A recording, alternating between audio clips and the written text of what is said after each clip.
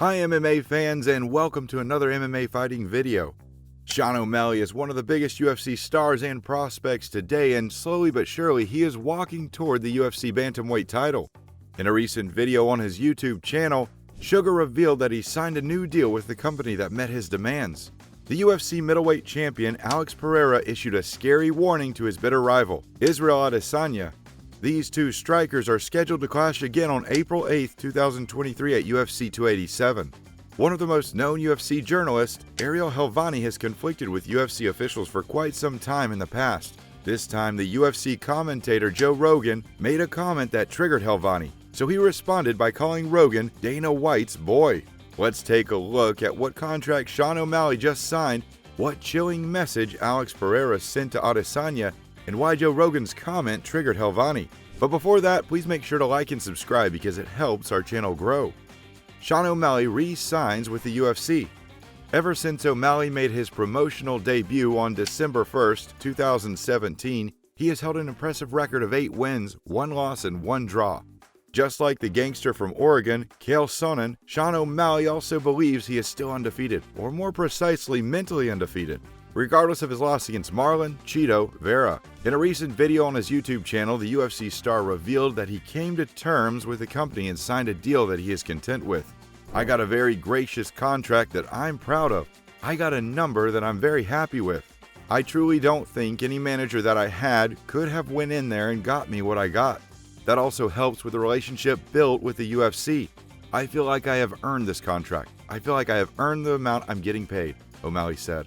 The number 1 bantamweight contender earned that spot on the ranking after defeating the former champion, Peter Yan, who, according to many, was the best fighter in this division. By beating Yan, Sugar proved to the world that he belonged to the UFC and could compete with the best and even become a champion one day. Beating fighters like Terry Anwar or Andre Sukumthath is one thing, and one could not determine just how O'Malley really is, but defeating Yan is something else. But by defeating the Russian elite, a former champion and a superior striker, Sean proved that he deserved a new contract that would benefit both parties. Sure enough, he earned it and got it. "I feel like I have earned this contract," Sugar said. "This is what I feel I've earned, the amount that I'm getting paid, and I think the UFC, I think they're fine with paying people what they earn. I feel like I'm in a good position with the UFC, and I'm getting paid what I earn. I'm very happy with how negotiations went," O'Malley elaborated, expressing his satisfaction with the UFC.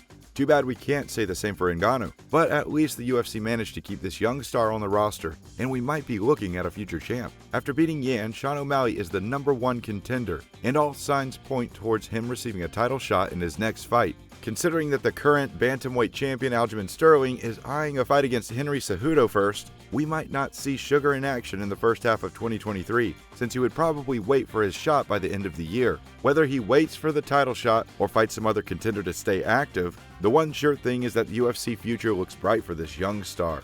If you like our videos so far, please press the like button. Alex Pereira chilling message to Israel Adesanya. Israel Adesanya was the undisputed middleweight king, and since he cleaned the division, it seemed that nobody could defeat the African at 185 pounds. The only fighter who came close to beating him was Kevin Gastelum, and the only fighter that many thought possessed what it takes to dethrone Israel was Robert Whittaker. Since both of them failed, it looked like Adesanya will be the middle champion for a long time.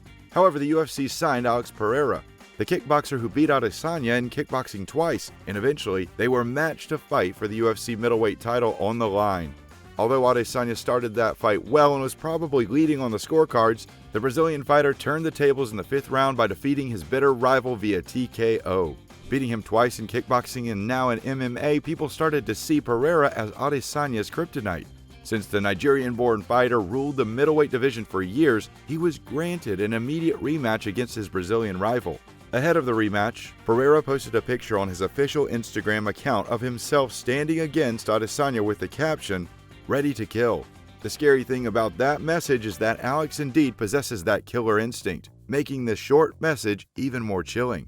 The Brazilian owns a nuclear button that he can activate at any time and shuts the lights off any fighter in the octagon. That atomic button is, of course, the notorious left hook. The best chance to win against Pereira is to grapple, wear him down, and control him on the ground. The problem with Adesanya is that he is not much of a wrestler, and the rematch will probably be another stand-up war. Alex can be losing during the whole fight, but all it takes is one shot to turn the tables and win the contest. Although Adesanya might be the more technical striker, can he take the risk to stand and bang with the champ when the left hook can potentially land clean during a 25-minute fight?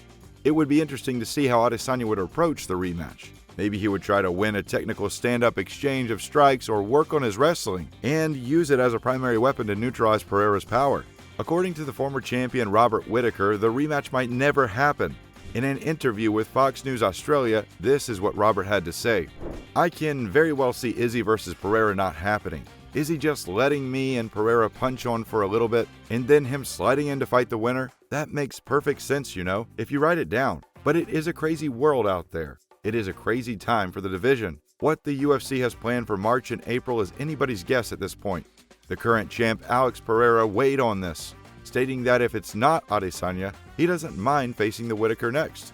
"I see these two guys. Adesanya was a dominant champion, so he has the preference to be competing for the belt again. But if he doesn't want that, it will be Whittaker. I don't think they'll put someone else in other than Whittaker. He already said his game doesn't match well with Adesanya but would be a good fight with me. So I'll be ready for both," Pereira said. If for some reason the rematch between Pereira and Adesanya doesn't happen, it would be interesting to see how Alex fares against a complete martial artist like Whittaker. At the same time, the Brazilian fighter stated that if none of these two wanted to fight him, there are still many options on the table. "I won't do anything to hurt Adesanya's plans and avoid this fight. If that's what he wants, we'll fight. If for some reason he doesn't want to fight me, that makes no difference to me. It'll be Whittaker instead. And if Whittaker doesn't want it, there are several others that do," he said. Adesanya is 0-3 against Pereira in kickboxing and MMA combined. He felt that beating his longtime rival in kickboxing was harder for his body than coming back in the final round to win in the UFC. If Adesanya manages to win and reclaim the title, we might be looking at the next biggest UFC rivalry since McGregor versus Diaz. Joe Rogan versus Ariel Helwani.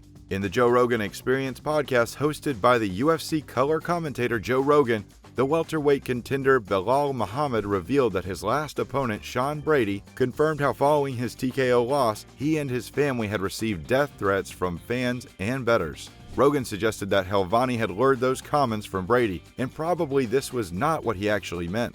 This is not the first time Helwani has lured answers from fighters and UFC members to make a headline for himself. When the UFC wanted to make a spectacular announcement about Brock Lesnar's return, Helwani lured some information from the UFC staff members and announced the Lesnar news before the UFC's official announcement. The UFC banned him from the organization, and Joe Rogan stated that what Helwani did was wrong and that he got some UFC staff members in trouble. Considering the Canadian journalist's history, Joe Rogan made the same statement concerning Sean Brady, and Helwani was obviously triggered.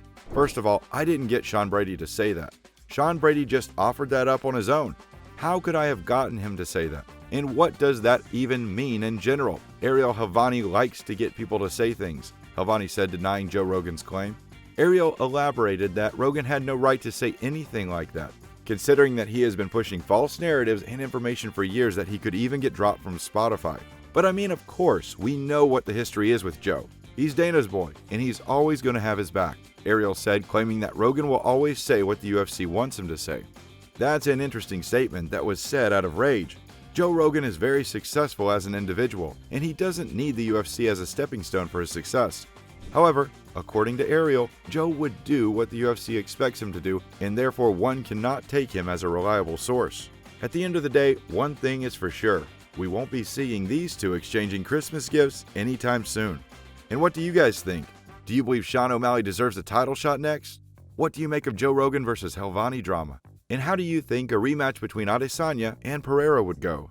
Leave your thoughts in the comments, and if you would like to watch more content like this, please make sure to like and subscribe.